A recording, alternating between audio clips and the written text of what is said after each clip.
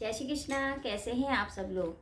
बुध का राशि परिवर्तन देखिए, बुध का राशि परिवर्तन हो रहा है 8 तारीख को, यानी 8 अप्रैल को बुध राशि परिवर्तन कर रहे हैं। मीन राशि से वो मेष राशि में आ रहे हैं, अपनी शत्रु राशि में आ रहे हैं। तो आखिर हमारी राशियों पे किस तरह से प्रभाव पड़ेगा उसके बारे में बात करेंगे।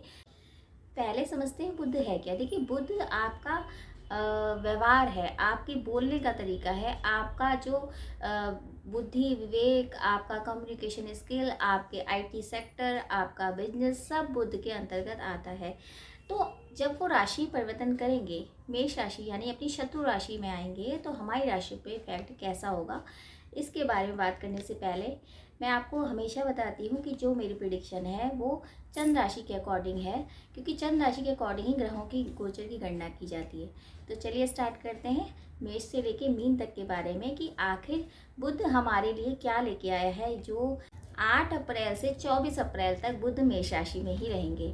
प्रथम राशि लेते हैं मेष राशि। देखिए, मेष राशि में बुध लग्न में, यानी कि मेष राशि में तो आ ही रहे हैं बुध, तो लग्न में यानी प्रथम घर में होंगे, जिसमें स्वामी है मेष राशि में, तीसरे और छठे घर के मालिक हैं बुध, और लग्न में आएंगे। तो यानी लग्न आपका शरीर, आपको बीमारी हो सकती है, हो सकता है अब शरीर शारीरिक रूप से आप कमज़ोर महसूस करें अपने आप को, लेकिन तीसरे और छठे घर का मालिक है तो इसका मतलब पराक्रम में आपकी वृद्धि होगी।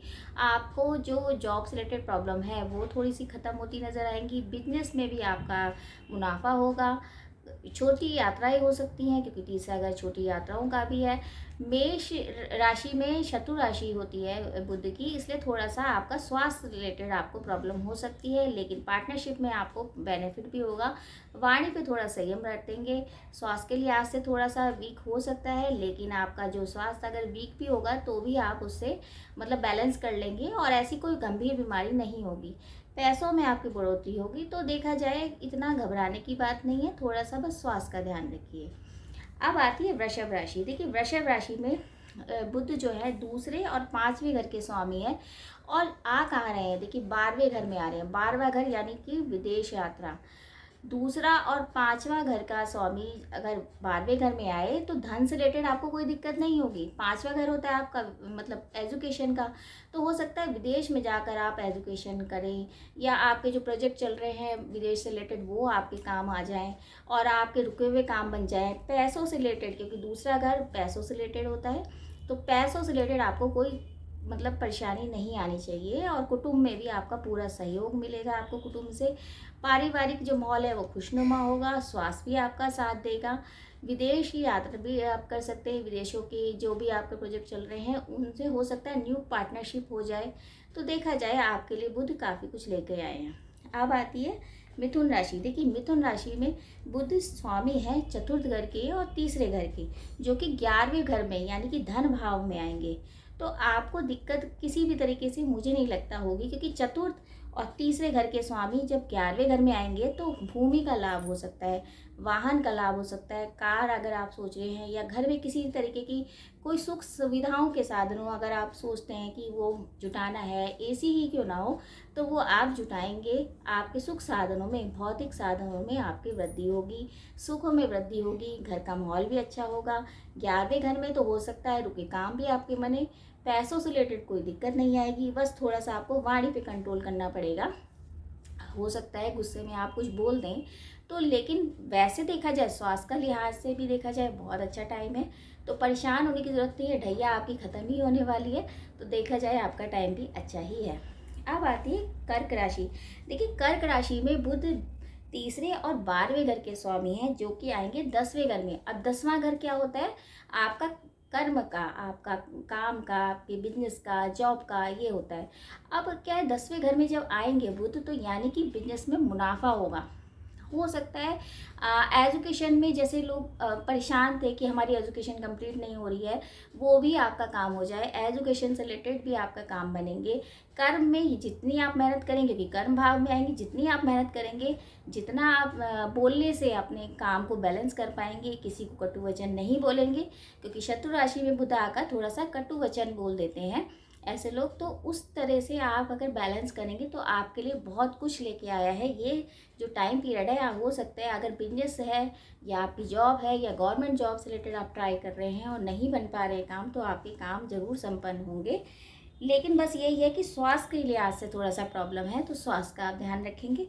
बाकी ऐसा कोई दिक्कत वाली बात नहीं है। कोई आपकी एजुकेशन में जैसे कोई एग्ज़ाम की नहीं हो पा रहा था और अटक गया था या किसी वजह से डिले हो रहा था, वो भी आप नए सिरे से शुरू कर सकते हैं। तो देखा जाए कर्क राशि का भी टाइम अच्छा ही है। अब आती है सिंह राशि। देखिए सिंह राशि में जो स्वामी है बुध, दूसरे और 11वें घर के हैं, जो कि भाग्य भाव में। अब भाग्य भाव में आएंगे तो आपका भाग्य सपोर्ट करेगा। आपको नई नई तरीके की यात्राएं हो सकती हैं। हायर एजुकेशन के बारे में सोच सकते हैं, क्योंकि बुध एजुकेशन और विवेक बुद्धि के भी कारक हैं। तो आपको हो सकता है बुद्धि और विवेक में आपके वृद्धि हो जाए। आपको धर्म से रिलेटेड रुचि बनेगी, क्योंकि जो नवा घर होता है वो धर्म का भी होता है।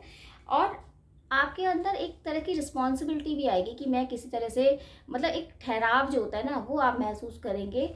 किसी को बस यही कहूँगी कि मतलब सारी राशियों में एक यही है कि बुध जब मेष राशि में आते हैं तो थोड़ा सा आपकी वाणी खराब हो सकती है, तो उसके बारे में थोड़ा सोचेंगे।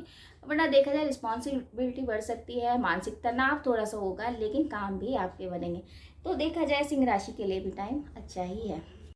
अब आती है कन्या राशि। देखिए कन्या राशि में बुध होंगे पहले और 10वें घर के मालिक होकर 8वें घर में बैठेंगे। यानी 8वां घर होता है छुपा हुआ, यानी रिसर्च का। अगर रिसर्च में अगर बुध आके बैठेंगे तो हो सकता है आपको, अगर इसी सेक्टर में आप काम करते हैं, रिसर्च के किसी सेक्टर में है या किसी तरीके की ऑकर्ड साइंस में आप इंटरेस्ट लेते हैं, तो हो सकता है वो काम में आपकी बढ़ोतरी हो जाए। एस्ट्रोलॉजी भी आपकी कहीं ना कहीं अष्टम से रिलेटेड होता है, तो आपको उस काम में रुचि होगी।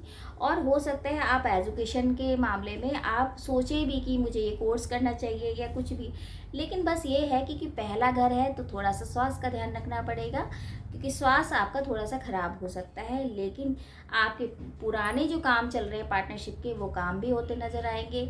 अगर पुरानी कोई हेल्थ की प्रॉब्लम है वो भी सुधार में आएगी। व्यर्थ की चिंता आपको हो सकती है, लेकिन आप मतलब उसके बारे में सोचने से अच्छा है आप मेडिटेशन करेंगे तो ज़्यादा अच्छा रहेगा। वरना आपको कोई ऐसी दिक्कत आएगी नहीं, गंभीर कोई प्रॉब्लम नहीं होगी। तो इस बात का ध्यान रखिए और परेशान ना होइए, मेडिटेशन करिए। अब आती है तुला राशि। देखिए तुला राशि में जो बुध है 12वें और 9वें घर के स्वामी हैं, जो कि सप्तम में आएंगे। सप्तम होता है पार्टनरशिप का। आपके काम बनेंगे, नया प्रोजेक्ट आपका मिल सकता है। पार्टनरशिप से आपको बहुत कुछ मिलेगा, यानी कि जीवन साथी का पूरा सहयोग होगा। पार्टनरशिप में आपके जो पार्टनर है वो आपका पूरा सहयोग करेंगे। काम में बढ़ोतरी होगी, सफलता का टाइम है, आपको सफल भी होगे। आप जो सोच रहे हैं वो काम आप करेंगे। मनोकामना पूर्ति का टाइम है, यानी मनोकामना आपकी कोई पूरी भी हो सकती है। विदेश से रिलेटेड आपके काम जम सकते हैं। हेल्थ का भी पूरा सपोर्ट आपको मिलेगा। तो देखा जाए तुला राशि के टाइम बहुत अच्छा है। अब आती है वृश्चिक राशि। देखिए वृश्चिक राशि में बुध है 8वें और 11वें घर के स्वामी, यानी 8वें और 11वें घर के स्वामी होकर वो छठे घर में बैठे हैं।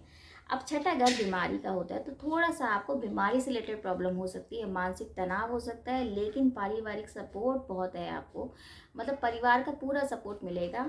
किसी भी तरीके के आपको जो नए प्रोजेक्ट आप सोच रहे हैं उनमें भी आपकी बढ़ोतरी होगी। काम कर सकते हैं, काम में मुनाफा मिलेगा। पैसों से रिलेटेड कोई दिक्कत नहीं आएगी। संतान का थोड़ा सा ध्यान रखेंगे, संतान के स्वास्थ्य का ध्यान रखेंगे तो ज़्यादा अच्छा रहेगा, क्योंकि थोड़ी बहुत उसको प्रॉब्लम हो सकती है। स्टमक की प्रॉब्लम आपको हो सकती है, उसका ध्यान रखिए। वरना वृश्चिक राशि के लिए भी टाइम ठीक है।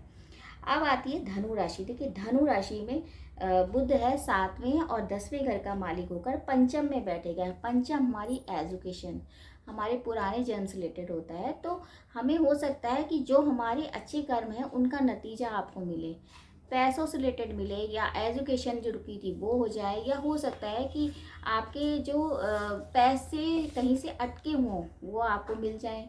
एजुकेशन के लिए आप बाहर भी जा सकते हैं। बुद्धि विवेक से आप काम करेंगे तो अच्छा है। संतान नहीं है तो संतान भी आपकी हो सकती है, संतान भी हो सकती है। और हो सकता है विवाह के योग बने हुए हैं, अगर आप विवाह करने के इच्छुक हैं तो वो भी आपकी मनोकामना पूर्ण हो सकती है। आपके अंदर एक नई तरीके की एनर्जी भी आएगी। तो देखा जाए धनु राशि के लिए भी टाइम ठीक है। अब आती है मकर राशि। देखिए मकर राशि में बुध जो है 9वें और छठे घर के स्वामी होकर वो चतुर्थ में आ रहे हैं। अब चतुर्थ हमारा भोग विलास, हमारे हमारे सुखों में वृद्धि करने वाला होता है। तो हो सकता है आप जो इतने दिन से सोच रहे हैं कि मेरा काम नहीं बन रहा है, या मुझे ज़मीन लेनी है, या मुझे कोई नई सुख सुविधा के साधन जुटाने हैं, वो उसमें आप इन्वेस्ट कर सकते हैं। लेकिन आपका पारिवारिक माहौल थोड़ा सा तनाव में रहेगा, उसका ध्यान रखना है। विशेषकर आपको पेट की प्रॉब्लम हो सकती है, उसके ध्यान रखना है। माता से रिलेटेड आपको दिक्कत हो सकती है, माता से हो सकता है अनबन हो जाए, या बुजुर्गों से अनबन हो जाए, तो थोड़ा उसका ध्यान रखेंगे। वरना मकर राशि के लिए बस यही है कि मन तो प्रसन्न रहेगा, लेकिन जो घर में, जो कुटुंब में जो दिक्कत है वो बढ़ सकती है, उसका ध्यान रखेंगे। पारिवारिक माहौल जो है थोड़ा सा खराब होने के चांसेस है, वरना आपका स्वास्थ्य ठीक रहेगा, बस थोड़ा सा स्टमक की आपको प्रॉब्लम हो सकती है। अब आती कुंभ राशि। देखिए, कुंभ राशि में बुध जो है पंचम और अष्टम के स्वामी हैं। पंचम और अष्टम के स्वामी होकर तीसरे में जा रहे हैं। तीसरा होता है पराक्रम का। अब कुंभ राशि का जो मतलब पराक्रम में जा रहे हैं बुध, तो आपके पराक्रम में वृद्धि होगी, एनर्जी आपको मिलेगी। एक तरह से बहुत ज़्यादा बोलेंगे आप, और बहुत ज़्यादा बोलने से हो सकता है कि आपको व्यर्थ में ज़्यादा कुछ बोल दें, तो आपके पार्टनर से अनबन हो जाए, या यात्राओं के योग जो है वो थोड़े से प्रॉब्लम क्रिएट कर सकते हैं, यात्राओं में दिक्कत आ सकती है। ज़्यादा बोलने से आपके भाई बहनों में मनमुटाव हो सकता है।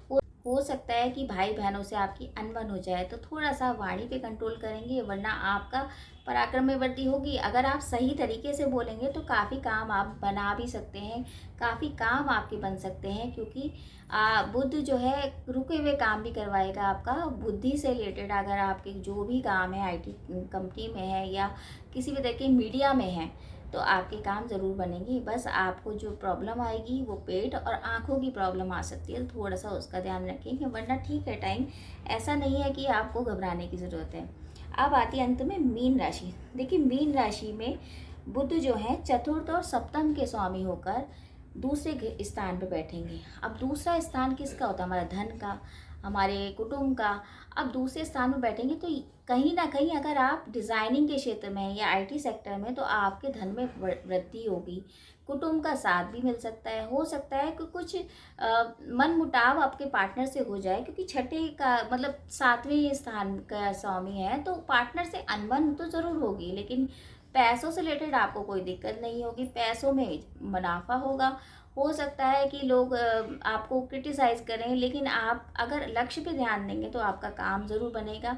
कुटुंब में थोड़ी आपको ये है कि प्रॉब्लम हो सकती है, लेकिन पैसों से रिलेटेड आपको कोई दिक्कत नहीं होगी।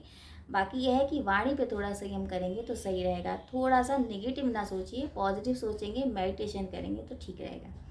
तो ये था मेष से लेके मीन तक की राशियों के बारे में, कि बुध जो राशि परिवर्तन कर रहे हैं, आखिर हमारी राशियों पे किस तरह से प्रभाव पड़ेगा। लेकिन मैं बाहर वीडियो में बोलती हूँ, केवल एक ही प्लैनेट पे हमें डिपेंड नहीं होना चाहिए। अभी जैसे मंगल भी इस मतलब महीने कई ग्रहों ने राशि परिवर्तन करना है। मंगल ने करा है, शुक्र ने करा है, अब सूर्य ने करेंगे, और ये शनि और गुरु, राहु केतु, मतलब अप्रैल का महीने में सारे ही जो ग्रह हैं वो राशि परिवर्तन कर रहे हैं। तो बहुत ज़्यादा इम्पॉर्टेंट ये महीना होगा, लेकिन इसके लिए घबराइए नहीं। आपके कर्म बहुत इम्पॉर्टेंट हैं। अगर पॉजिटिव सोचेंगे तो पॉजिटिव ही होगा, और भगवान पे अगर आप सब कुछ छोड़ देते हैं कि ईश्वर आपकी रक्षा जरूर करते हैं। सीधे काम करिए, किसी का दिल नहीं दुखाइए। अगर कर्म अच्छा है आपको, तो कहीं ना कहीं ईश्वर ज़रूर देखते हैं। तो परेशान ना होइए। और हर एक का चार्ट अलग होता है, हर एक का चार्ट यूनिक होता है। तो जब तक आप पूरी तरह से अपने चार्ट को नहीं विश्लेषण करवा लेते, तब तक आप हम एक प्लैनेट के ऊपर डिपेंड नहीं होना चाहिए। राशियों पे इतना डिपेंड भी नहीं होना चाहिए, क्योंकि राशियाँ तो मिल जाती हैं, लेकिन चार्ट आपके अलग अलग होते हैं। तो कोशिश करिए कि तो कोई भी महत्वपूर्ण डिसीज़न लेने से पहले अपना कुंडली का विश्लेषण जरूर कराइए। और अगर आपको कंसल्ट करना है तो आप कमेंट्स बॉक्स में मैसेज भी कर सकते हैं। बाकी यह है कि बुध अगर राशि परिवर्तन कर रहे हैं तो परेशान होने की बात नहीं है। बुध से रिलेटेड आप उपाय करिए। अब उपाय में क्या होगा, देखिए, गणपति जी की पूजा आप जितनी करेंगे उतना अच्छा है। हरी चीज़ों का दान करिए, गाय को हर एक चीज़ों का मतलब कुछ चारा खिलाइए या पालक खिलाइए, कुछ भी हरी चीज़ खिलाइए। छोटी कन्याओं को जितना खुश करेंगे, माता रानी का जो जैसे अष्टमी भी है, नवमी भी है, उस टाइम अगर हरी चीज़ों का करेंगे आप दान, तो बहुत अच्छा रहेगा।